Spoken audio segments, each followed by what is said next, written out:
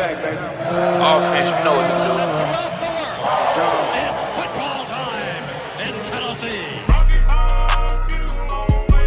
Huh? Yes, you know. Get this Tennessee.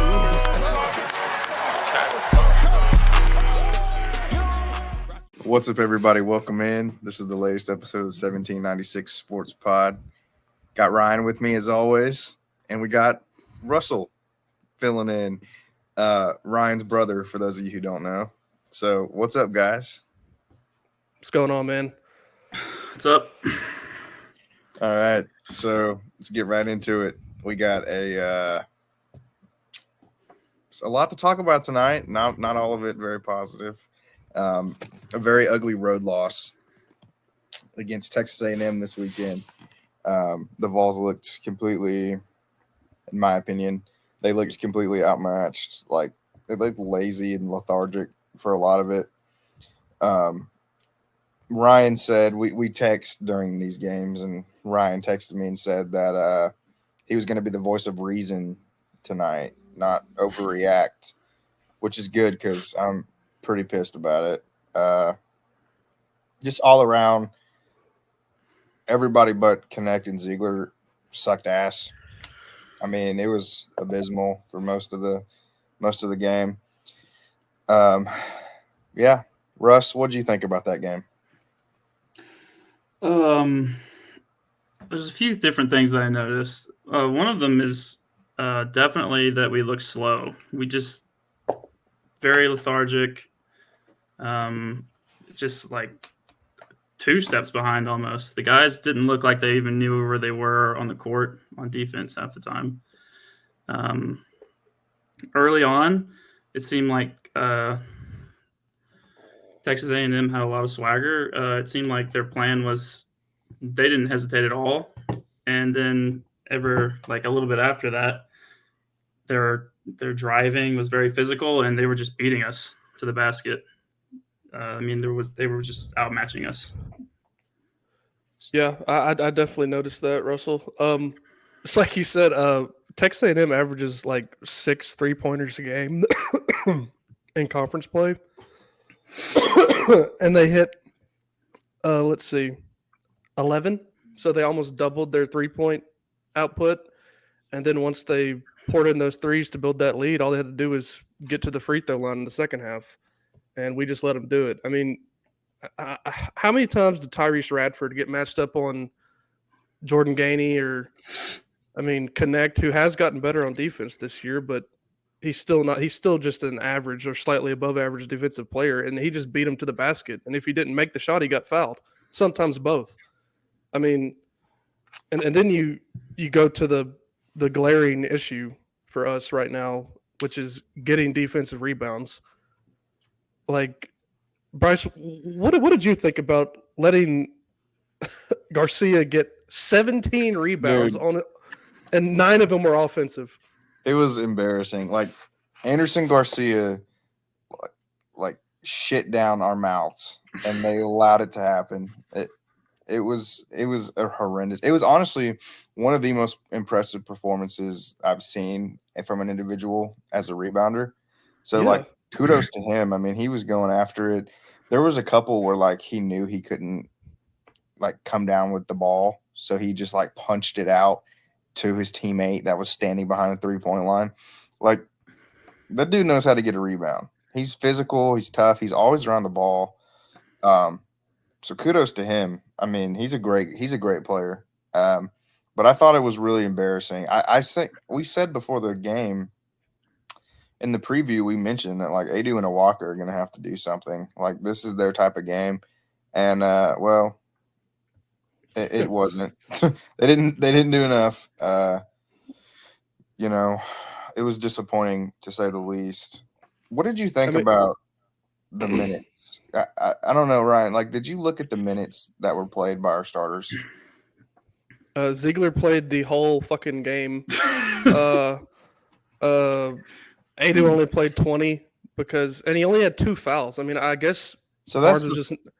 Barnes wasn't happy with his effort on the glass, probably. But then you put in Awaka, who's 3-4 inches shorter. I mean, it didn't help much. And also did nothing on the boards. Yeah, I mean, it, like You know who led the team in rebounds? Connect. Yep. You know who was second in rebounds? Oh my god, say It's it. Ziegler. Yeah, So a 5'9" point guard who played every damn second of the game Wow. was the second leading rebounder on our team that features a 7-footer and a couple guys that are 6'9", 6'10". It's That's embarrassing. thoroughly embarrassing. Like, and I don't really understand. Like, to me, that doesn't seem like an issue of playing on the road, if that makes sense. Like, if you can't rebound on the road, I mean, you just forget how to rebound on the road. Like, that doesn't make a whole lot of sense to me. So this seems kind of like a deeper issue. That's why I was a little bit more concerned about it. Like, I don't know, the crowd being loud scared Adu from getting rebounds. I mean, what else is there to say other than like we had 35 rebounds and one player on their team got 17, so he almost had half of our rebounds. One player had half of our rebounds, like on Texas A&M. I mean, that's insane. Jimmy Dike said throughout the game, like if you're Tennessee prides themselves on being physical and being tough, and then you let one guy do that to you. I mean, it was just befuddling, and it's like you said. I mean, it doesn't make sense that you just don't rebound on the road. I mean, we just got outworked. I mean, simple as that. Well, I mean, that's the thing that does concern me about it is like, I mean, and you pointed out, everybody has stinkers on the road, especially, but like, it's the way that we lose that is concerning to me. Like, we just don't even look competitive for large swaths of our losses. Yep. I mean, even in the Mississippi State, we were down by like 16 at one point, and we ended up making it close. But it's like every one of our losses just is embarrassing in conference. And like that is concerning to me. If it was just as simple as like a road hiccup, you would think it would look a little bit more competitive. Yeah, I can definitely see the point in that. Russell, what do you think about our struggles on the road? I mean, 2 of our SEC losses have been on the road. I mean, obviously, it's hard to win on the road in conference play, like everybody knows. But I mean, it's not just us. It's the other team is just going to be, and we're the people that teams are going to want to beat. But I mean, the guys looked like, I don't know. It's like, it seemed like that they weren't falling for our "we're close enough to play defense" crap. Like they were just shooting in our faces, and that's how they got to the point where they could just run down our throats. And something that stood out the most to me in the game was when Awaka gets dunked on and then immediately gives up a rebound on a free throw, which didn't lead to anything. But it was just like, you're going to get dunked on and then just get absolutely smoked on a rebound. It just seemed like at that point they didn't care anymore. They didn't give a shit. You got to have a little bit more pride than that. I totally agree. But Bryce, this is my voice of reason segment. Okay. So just listen. Just either one of y'all chime in if you want to, but it's like Russell said. I mean, everybody's going to want to beat Tennessee, especially when we're top 10 and you're on the road playing against a team that was projected as a 10 seed before that. Like A&M had tons to play for, and they had the crowd behind them. They went nuts from 3 early that built them their lead, like we've been harping on. And I mean, the one thing that is concerning about the game to me is the rebounding issue, and that's it. Like, well, I mean, go ahead. Garcia, we're talking about Garcia. It's not that he was just defending his own board. He had more offensive rebounds. And I don't know if we've touched on that already, but he had 9 offensive rebounds, which is sickening, to say the least. It's a joke. it's a joke, and that's the main issue to me, and I totally agree. But I mean, I it's mentioned like a this. Dennis Rodman performance. Dude had 6 Yeah, points, 17 rebounds. yeah. I mean, it's prime Dennis Rodman. But like, He didn't even start, by the way. Yeah, no, I was just yeah, I was like, what the hell? Like, what the fuck? He played 33 minutes off the bench. Who is this other guy? he might as well be a Did starter. he leave I the mean, game? No, that's He just how didn't. they do it. But He didn't take a like, shot. no, but He's in there to win like, the tip, for God's sakes. I mean, yeah, what are we I doing? mean, maybe, but like I mentioned this to you, Bryce. I mean, I don't think many people are saying Auburn is in trouble right now. I mean, they've looked like one of the best teams in the league, much like we have, and they lost on the road to Florida. I mean, and then Well, I think we Russ won. made a good point too, though. Like, sorry to cut you off. I think Russ made a good point. Like, we get everybody's best shot because we're a top 10 team. Yeah, We just beat Kentucky, beat them, dropped 100. So people are going to be ready to play. Like I said, yeah, they didn't care about us being a step and a half, 2 steps away closing out. They were like, I'm going to get my shot and you're going to watch it, because they weren't afraid of us just ambling out towards them thinking that was good enough.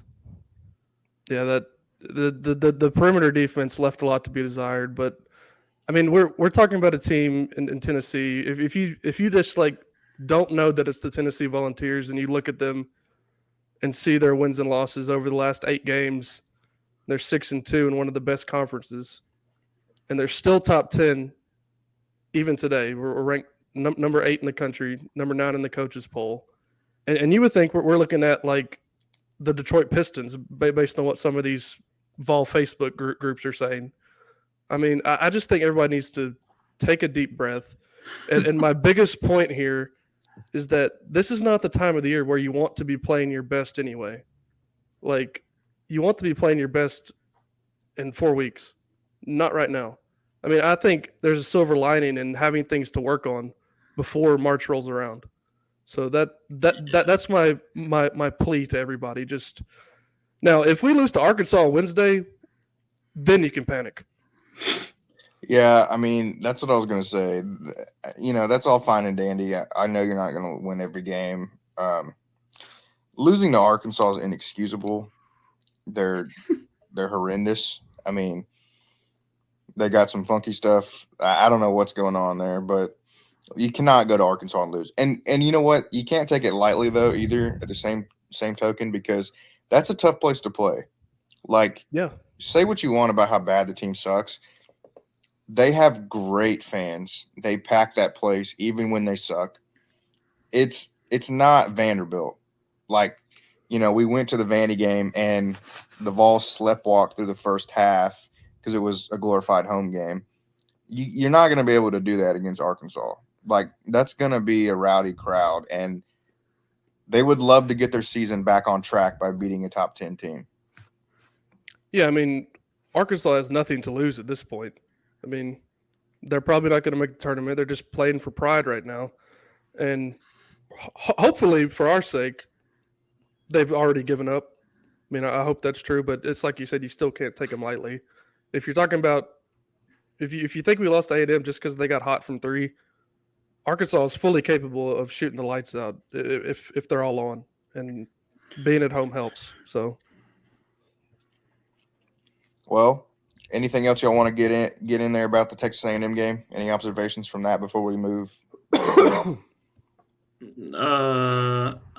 mean, I'm not panicking. I'll say that, but this is we've got some veteran players, which seems to be our thing. But can we talk about how Josiah can just do whatever he wants against Kentucky and then just do absolutely nothing? Yeah, like it's a little weird. I don't understand like what's going on with him. We've talked about it a lot this season. Yeah, I guess he's kind of been like that. But he's very streaky. I mean, like he had a couple of good games back before conference play started. There was one game, I think it might have been in Maui, Ryan, but he had a 20-point game earlier this season. and then he just like forgot how to play basketball for 2 months, and then we went up to Rupp and he drank that juice from Space Jam or something. Yeah. Uh, I mean, that wasn't he injured for a long time last year? Yeah, You think he that was could dealing be with rearing its head somehow. so that's maybe a been the little bit. rumor. Yeah, Yeah. it's been rumored that he's maybe dealing with some stuff, and playing through it because this is his last go round. It's not like he's a lottery pick or anything, so he probably wants to play as much as he can. Another thing though that concerns me, like you said, Russ, this is a veteran laden team, Mhm. and the streakiness of them kind of worries me. Save for Ziegler and Connect, like Yeah. Adu in particular frustrates me because he'll have a 2-game stretch where he looks like prime Shaquille O'Neal, and then he'll have a couple games where he looks like Kwame Brown. And it's like at this point, you would think, I don't know, it just seems Awaka's definitely the tougher one. Like, let's just call a spade a spade. Awaka is not as talented as Adu. I think Adu is a better basketball player. He's better fundamentally, but Awaka is not afraid to get in a street fight.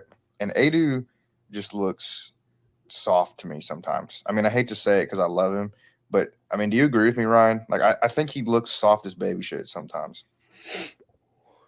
I mean, how many times this year has he successfully pulled down a rebound or stolen a ball and then get it ripped away from him? I mean, it seems like it happens 5 times a game. That Dude, or he misses the putback. Yeah. Yeah, like we pointed it out at least 5 times at the Vanderbilt game. Like, he'll get a rebound and then some like white point guard will rip the ball right out of his hands. It's like, what the he needs to be he needs to get one of those like grip strength things. Well, I Yeah, and mean, it seemed. I mean, obviously, the game of basketball has changed a lot professionally, but in college, is kind of following suit. But a lot of teams do run small now. So, I mean, I don't know if Rick tried that because obviously he wasn't playing that much as he usually does, probably. But you got I to mean, think that's he could have protected the rim, maybe. yeah, that was the one coaching thing I was like questioning. And then like speaking of everybody going like more of a 4 out 1 in or even 5 out offense, you would think with all those small players in the game for long stretches, Adu would have 15 points a night minimum, but he just doesn't. He's consistently inconsistent. And you can say that about Vescovy, you can say that about James, you can say that about Adu, 3 of our starters. And even Ziegler on Saturday night was 1 for 8 from 3. Connect missed 5 free throws. Like, but again, I'm if a you're gonna little have bit if you're gonna yeah. have these stinkers right like at some point, might as well have them now. Yeah. They're the only 2 players that looked like they were like confident to just pull the trigger, catch and shoot, though. See, that's exactly why I'm not as harsh on Ziegler and Connect because first of all, they do a lot when they're not scoring. Yeah, it's 6 assists too. I mean, Yeah. everybody else was. And I not never doing question anything. their effort. Like, Mm-mm. I don't ever. Force I mean, I don't question Vescovy's effort. I don't question anybody's effort really, but I just feel like Ziegler and Connect are always giving it 110%, and they're doing stuff away from the ball. Connect has really improved as off the ball and on the ball defender this year, like as the year's gone on. Mhm. Yeah. It's just frustrating. It's frustrating, but I mean, like you both said, I mean, it happens. It's not panic time by any means. I mean, we're a top 10 team in a very winnable stretch of games, which I guess we should go ahead and get into it then. Yeah. Hey Bryce, I had one more thing about the game, if you don't mind. Yeah. So A&M's halftime lead was 42-28, and it took us 10 minutes into the second half to even get to 42. So if we held A&M to a fucking shutout for 10 minutes, we still would have just tied the game. Like, I mean, it's just like South Carolina, man. I mean, you could say all you want about the rebounding issue. You can say all you want about us, not being able to guard the ball, but we just went ice cold like we're prone to do whenever we look awful. So Well, that's yeah. another. It's 42-43 for them first half, second half, and we had 28 in the first half. That's where we lose the game. The game was lost before we even hit halftime.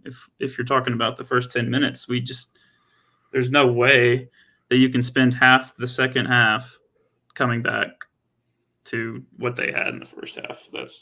You're not going to be able to do that when they're driving and getting fouled. Yeah, It's literally like we said, like unless you're playing Vanderbilt or maybe Arkansas, you're not going to come back from scoring 28 points and a half. And their guards were, they hung their nuts. There was no, what are we, 5 for 11 from 3. That's pretty solid. 27-25. What are we doing? 5 assists, 7 assists. Both for Taylor and Radford, you mean? Yeah. Yeah, their guards ran the show for sure. It just didn't seem like we were quick enough laterally to keep up. Like maybe they were just, I don't know what they were doing, but they. Yeah, long trip, but damn. It is. Vescovy. I don't know. Vescovy kind of looked like he was overdosing on Xanax. Yeah, that's what I'm saying. They looked lazy, and he tripped, and then just didn't realize that his guy was wide open in the corner for one possession. He was just like, stood in the paint for a wide open 3.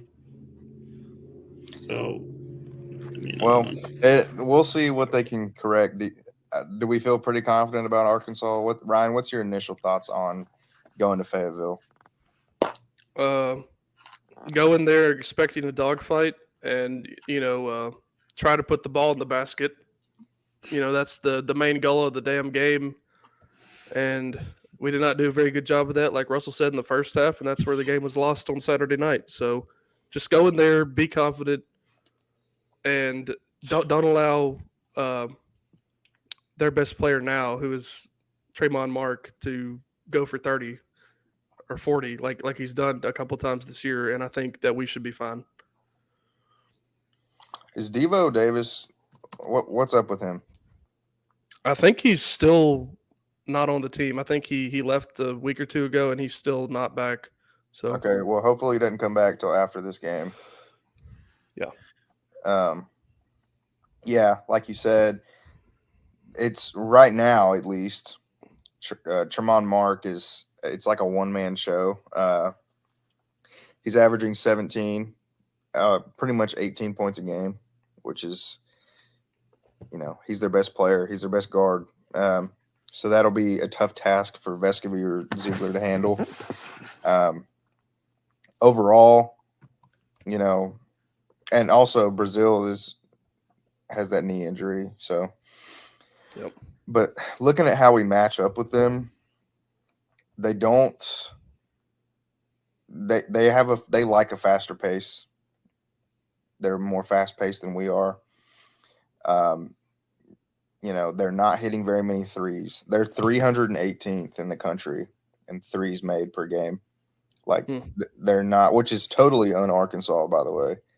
But yeah, they can't really shoot free throws. Their free throw percentage is way worse, even significantly worse than ours. Rebounding, they're significantly lower than us. There's really no stat. It's sad to say, other than pace, there's like no stat where Arkansas has the edge. They can't really shoot. They don't really get rebounds. They don't defend all that well. But they did beat Texas A&M. Yeah. It took a last-second shot to do it, but they sure as hell did.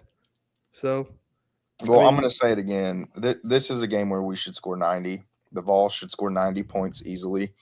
If we go back and look at some of Arkansas's games, so they did beat Georgia on Saturday. It's not like Georgia's very good. We went into Athens and handled business. They gave up 95 points to LSU. They got smoked by LSU, and the Vols smoked LSU. So They did beat Missouri, but they gave up 84 points. Yeah. Somehow Kentucky only scored 63 on them, which is very strange because like everybody puts up at least 75 against Arkansas. Yeah, that's kind Yeah, of alarming. looking at that. I Like mean, when you but look at how when they've played the best in the SEC, so like Auburn killed them. Auburn beat Arkansas by 30. I mean Florida beat them by 30. South Carolina beat them by 13. Ole Miss beat them by 25. And then you have the Kentucky. It's kind of the outlier where Kentucky like barely scraped. Which, by the way, I mean we can go on a Kentucky tangent at some other time, but they don't look like Kentucky anyway. yeah. But yeah, I mean it's been a rough go. You can score on Arkansas. They can put up points, but like I said, this is not an Arkansas team of old. They don't shoot the lights out, and they don't rebound all that well. So this is a very favorable matchup in my opinion. If this was at home, if this was in Knoxville, I would like the Vols by 15 to 20. But you know, like we always say, it does matter. It does matter when you're playing on the road, no matter who you're playing in the SEC. Yeah, I think I said it before the A&M game, Bryce. Like I would have taken a 62 to 61 win. So just get out of there with a damn win, and people should be happy. I mean, that's all there is to it. You have to get wins now if you want. I mean, I don't give a shit about the SEC tournament. I personally think that we should play walk-ons and just rest up for the big tournament. But if you want to buy in the tournament, you got to start winning games. If you want a top two, if you want a 3 or 2 seed, which is where you want to be, 4 and 5, you get into matchups that could be tight, You don't really want to play tight on games. Thursday. Yeah, you need to get at least a 3 seed, and I think that we will end up with a 2 seed, but you got to start winning games. So just get out of there with a damn win. Well, this is a very winnable stretch too. Like we talked Yeah, about it. yeah. I mean, granted, we did beat Kentucky, which I didn't predict, but Texas A&M at Texas A&M, we kind of knew was going to be kind of a hard one. But you have at Arkansas, home against Vandy, at Missouri, home against A&M. You have these 4 games before you have to before Auburn comes to town. You really need to win all 4 of them. You really have to. I mean, there's no excuse. I mean, to lose those games. I think I said it earlier. If we lose at Arkansas, if we lose at home against Vandy, at Missouri, or A&M at home, then panic. It's simple as that. You have to be 4-0 in these next 4 games for me to not be concerned. Russ, what's your confidence level heading into Arkansas? I mean, we should dominate them. I mean, there's no reason. I mean, I think we'll bounce back. Really, we should bounce back, even though it's not. I mean, it should be just dominance. There's no reason to just let that happen more than once in a row. They should have some fire underneath them. I mean, there's not even really. I agree. Like, there's not really much else that needs to be said. Like, we should whoop that ass. I mean, they're not very good. They don't match up very well. And right now, the Lady Vols are whooping that ass. Yeah, yeah, they're winning by 25 with 2 minutes left.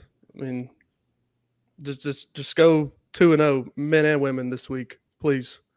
Oh, Kelly Harper, just when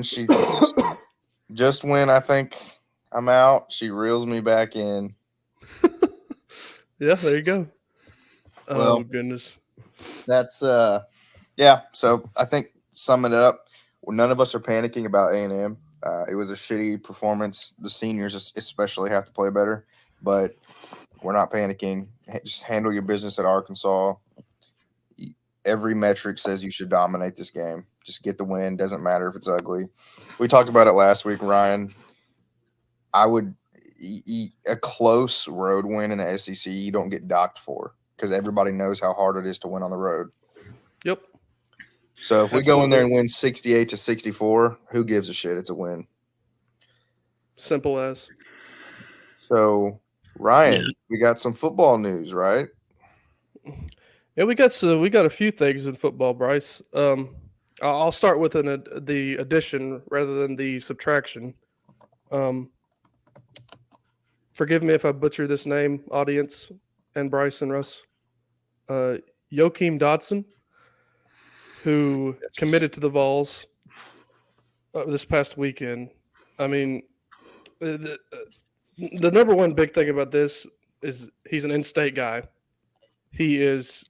If you watch his tape, you can see him just explode. And like he's a wide receiver, by the way. I'll go ahead and say that. I mean, he's electric, and these are the type of guys you expect to get when you sign a 5-star quarterback from the mid-state. Guys that want to stay home and play with another homegrown talent. So huge development, big get, and I hope we can keep stacking guys like this to pair with GMAC come 2027. Yeah, so that's a big get. We had a write up on the site about it. Like we said, though, repairing the damage that prior coaching staffs did with our Prove it. yeah. Well, repairing the damage that he did with Tennessee's reputation among high school coaches in the state. It's going to take some time, and it seems Heupel is firmly on the track of repairing those relationships. I mean, obviously GMAC is the main point to that. Anytime, I mean, he's not just one of the top prospects in the state. He's one of the top prospects in the country at his position. So getting those guys to stay in state is just absolutely crucial. I mean, you have to do it. And I think, like you said, Ryan, when you see an elite quarterback, the best quarterback in your state, staying home, it's going to just make all these other kids want to stay home and build something with them. So it's another encouraging development, I would say. Yeah, for sure. Russ, you got any thoughts on Joachim Dotson?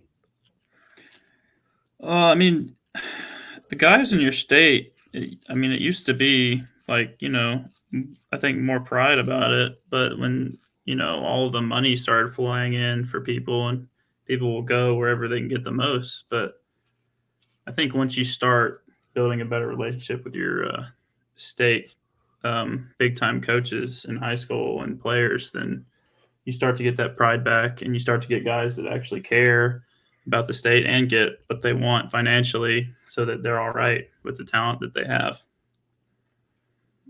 Yeah, you want to make it like what Alabama had with Saban, where people, especially people from Alabama, would take a discount to go to Alabama just to play for Bama and play for Saban. So you want that to be something that's because you can't pay everybody. I mean, there's going to be players that are going to have to choose Tennessee because they want to play for Tennessee, even if it means taking a little bit less money. So, Yeah. And what was the loss, Ryan? Fill everybody in on that. Yeah, running backs coach Jerry Mack is now with the Jacksonville Jaguars, which, kudos to him. I mean, if you can go to the NFL and get paid more and not have to worry about recruiting, go for it. I mean, it's the goal of coaching. So I hold no ill will towards him. But Bryce, me and you talked about this on Saturday. I mean, how important really is a running backs coach? Like, what more do you have to say to them than here's the ball, run towards the end zone? I mean, I don't.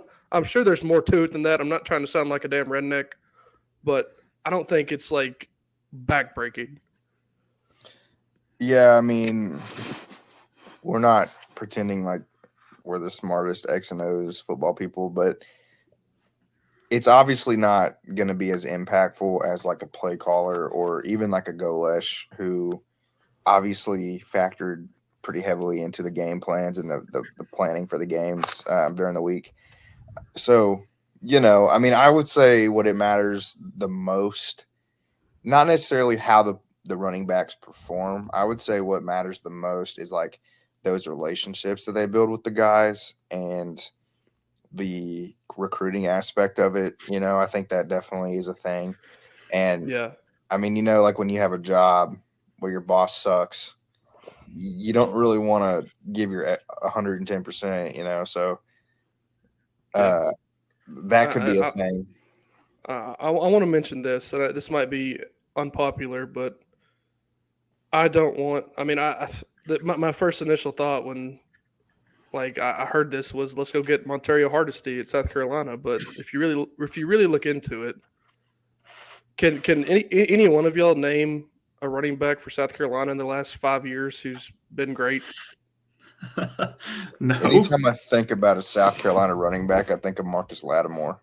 Yeah, and he shredded his ACL against us. So no flame, Marcus, if you're listening. But like Montario Hardesty has not shown much in the coaching world yet. I know that like everybody wants the VFL to come home, but there's a lot better names and better recruiters that you can get, which is like you said, Bryce. Like when the position is running back coach, just go get a good recruiter who has ties either in the state, in Florida, in Texas, like somewhere like that. I mean, the names that have been leaked on that have been talked about on VolQuest to replace him. You got Matt Merritt, who's at Miami right now, running backs coach. You got Anthony Jones, who's at TCU right now, and you have Larry Porter, who's at North Carolina and has been a head coach before and has won the Broyles Award for a top assistant 3 times. So TCU. Yeah, I mean, they've had some good backs. yeah, No, I don't. I mean, when it comes to a running backs coach, the only thing that unless you're exceptionally good at helping guys read and make the jump cuts, when they really need to, and just know like how it's going to develop, it's probably like you said, it's probably like recruiting is going to be your strong suit. And I mean, once you get the guys with the best talent, you're going to look like a great running backs coach. yeah. I mean, I So, think a lot of that stuff just comes off of the instinct of the player. yeah, I mean, So there's been some big focus on those really good jump cuts recently, but I mean, if you're an athlete, but yeah, TCU, that name sounds good. If that's the same guy that was coaching all their electric backs the past few years, they've had some good backs, some NFL guys. yeah. I mean, and even if you don't even look like he's in Texas right now, you think he's not. He doesn't know a lot of these coaches, and then the guy at Miami, Matt Merritt, was an analyst with us in Heupel's first year. So that's probably the leader in the clubhouse right now. Is the feeling on VolQuest. Bryce, do you have anybody in mind besides Hardesty or some of the guys that I just mentioned? I mean, I think from what I'm hearing, Matt Merritt makes the most sense. I think I've heard that from a couple people now. So there's obviously like the time he spent with Golesh at USF, and then he was an analyst at Tennessee. He also worked with Heupel at UCF. So, I mean, that's a lot of connections to ignore. And I do think, like, we can go back and we talked about this the other day. Heupel's kind of I mean, you don't want to say like nepotism, like that kind of has a negative connotation, but I mean, it is to some extent. He hires guys that he's worked with before and people that he knows. So, Matt Merritt, if I had to bet on it, would be the choice. With Hardesty, I mean, nobody would give a shit. Like, nobody would want him if he wasn't a Vol. Like, that's the only reason that people want him is because he played here. Which, I mean, it's cool and all, but, and it might even help. It might help with recruiting. I mean, he knows what it's like. He knows what it's, what it takes to be a Vol and all that. So, I'm not necessarily against it. But like you both said, I think it's just about somebody that the players are going to respond to and that can recruit.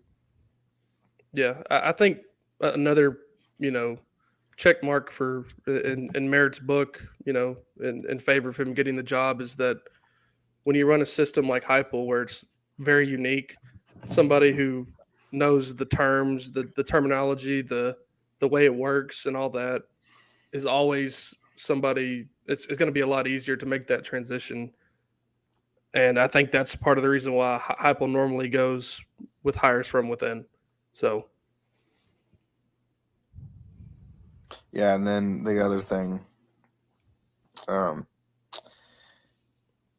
the other notable, subtraction from the staff, Micah James, offensive line analyst, he got a job. He's the running backs coach at USF now with Golesh. So he's replacing Matt Merritt at USF. So Yep. the Tennessee USF, UCF, like that pipeline is like strong. So yeah, I mean, just my plea is just get an ace recruiter. That's all I ask. we'll see how it goes. I mean, I trust Heupel. I don't want to sound like a homer, but I think he'll make a good decision. I think he'll get the right person. I mean, think about like this, Ryan. We spent last season talking about how like we were gonna like riot if Willie Martinez is back, and nobody gives a shit now. Yeah, yeah.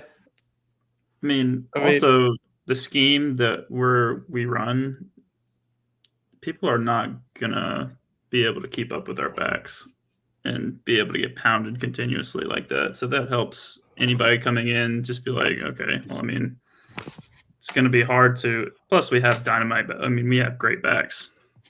It's not like it's not going to be like a tough job. Just get a guy that is going to be able to not be terrible in recruiting. Yeah, I mean this could age poorly, but I kind of feel that we have a system that is kind of plug and play for running backs. yeah, I That's what don't it feels think. like. Yeah, I mean, I don't think I've been on record saying I'm not the biggest Jabari Small fan. I don't think he's like very talented necessarily, but he looked pretty good playing for us.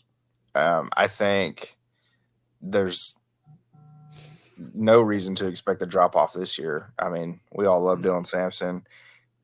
I don't think Coach Mack's a good coach, but I don't think losing him is going to alter anybody's predictions for the season or anything. yeah, for sure. All right, boys. Ryan, do you have anything else on the docket for tonight? Yeah, I want to do a quick, TED talk on what is going down tomorrow in Greenville.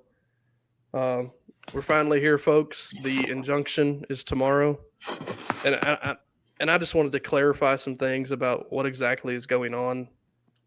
So, the big thing to understand here is that this case of Tennessee and Virginia versus the NCAA, and what the NCAA has already tried to do with UT, they're not the same thing. They're two separate things. Now, this could definitely affect what happens with UT and the NCAA, but it's not like this is the end all be all of the whole situation. I want to make that very clear. I mean, I'm Adam Sparks has a great article about it if anybody wants to read it for themselves, but like this is not going to make or break however this situation shakes out. And I found this out today, Bryce and Russell. Some of the attorneys that are going to be arguing for the NCAA in this injunction are graduates of the University of Tennessee. Wow, that's a nice little break. So, great opportunity. I mean, that's home cooking if I've ever seen it. But I mean, the main point of what's going down tomorrow, if the if the Tennessee and Virginia win this injunction against the NCAA, NIL rules cease to matter for everybody, and the NCAA would probably, go back into whatever crevice they were hiding in before this, and they would probably knock it off. Now, if the NCAA does come out on top tomorrow, every lawyer, everybody who knows anything about this, still says that Tennessee is not really in danger here. So just everybody, no matter what happens tomorrow, just don't panic. Do not. It's all going to be okay. No tomfoolery, no redneck shit. Let's see how it plays out. Yeah, I mean, smarter legal minds than us are not worried about it. So don't worry about it until you have to. I think it'll. I think it'll probably come out okay. Um, but we'll see. It'll be interesting. It's going to set a precedent for a very long time. I think the thing about it, either way, no matter what side that it comes down on, there's going to be major changes to college sports in the next several years. And there needs to be. Absolutely. I mean, I think there needs to be. I think it'll be a good thing in the long run. Yeah. It's almost like For the sure. NCAA should have been proactive instead of sitting on their ass and leaving it up to individual states and then getting mad when it doesn't go perfect. Yeah. And try to retroactively punish people for laws that weren't a thing. It's just so stupid. It's the NCAA knows that the shit's getting kind of out of hand. I mean, I think we all agree, it is a little crazy with the NIL stuff all of a sudden. Like when you go from banning Reggie Bush for life because he signed a couple autographs to players openly posting their Ferraris that they bought with NIL money. It's I understand, yeah, it's probably a little out of control. The NCAA is just trying to grasp at straws and try to look like they have it under control, but it could have been avoided. The NCAA has totally shit the bed, and we'll see how it goes. Yeah. And Russell, do you have any thoughts on? We haven't heard your thoughts on anything, much less this. Do you have any thoughts on this whole NCAA situation? I mean, it just always seems to be us. Like, why do they have to? It's like as soon as they saw something, they're like, "We got them. Let's get them again." Every time, it's just always something. Every time we used to get a transfer. At least things have gotten better, but they would hold them until the last minute to let them play and all this other crap. Just seems, which sounds crazy, but it always seems like they're have something against us for some reason. Certainly seems that way. I mean, I really do think people hate us because of our fan base. Yeah. Yeah. Tough shit. Yeah. Go home and cry about it. I mean, we are who we are. Now, granted, sometimes we, cross the line. We are known to be habitual line steppers. So, but still, I mean, there's no reason for the damn overarching ruler or so-called ruler of college sports to knock down our door every 6 months and try to flex their muscle. So that's all I got to say about it. Yeah. Oh, Totally agree. Bryce, last thing. This may be a hot take, but the best coach and the best program on campus takes to the diamond this Friday against Texas Tech. And then we play Oklahoma on Saturday and Baylor on Sunday.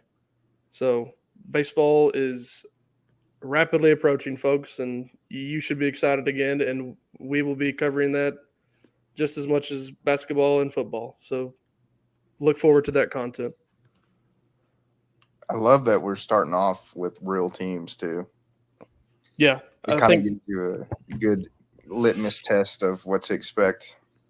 Mm-hmm. It'll be interesting. I don't know much about what's going on with the team right now. Dynamite drop in there, Russell. I mean, I don't know anything.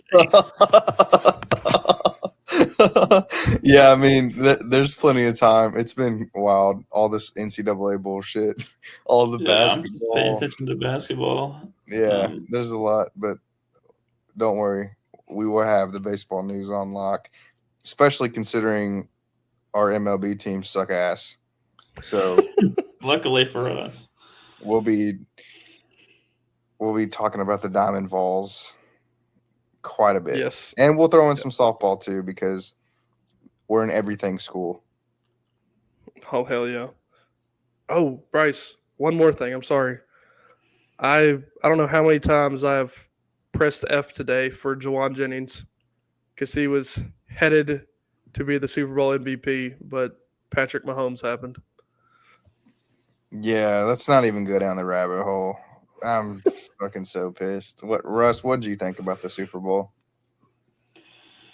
I mean, we're just it was such a defensive battle early. It was like not what I expected. Even though Kansas City has a really like interesting like blitz and scheme with good corners, and San Francisco's obviously good on D, but like it just seemed like nobody could really break through for the longest. And then you see the exciting moments with Juwan, and you're like, oh my God, this guy he's going to be the MVP if they can pull this out. And then they choked. They didn't know the overtime rules, and they missed an extra point. So that's just the cherry on top. Yeah, I mean, we should congratulate Trey. Second Yeah. Super Bowl in a row for Trey Smith. But I mean, I think I know based off of the poll that we did, the majority of All Nation was supporting the 49ers, and everybody was so excited about Jawan. He was going to win MVP if they won. But it is what it is. Hopefully he'll be wearing the two-tone blue pretty soon. That'd be sweet. Ooh. Well, I don't know about that. Interesting relationship. People were loving that. L'Jarius Sneed will look really good in Titans colors next year, Ryan. So will T. What about Higgins. Brock Bowers Well, might drop in. Joe Milton in the 4th round, maybe. God, please no. All right. Well, you know what time it is. Go Vols. Go Vols.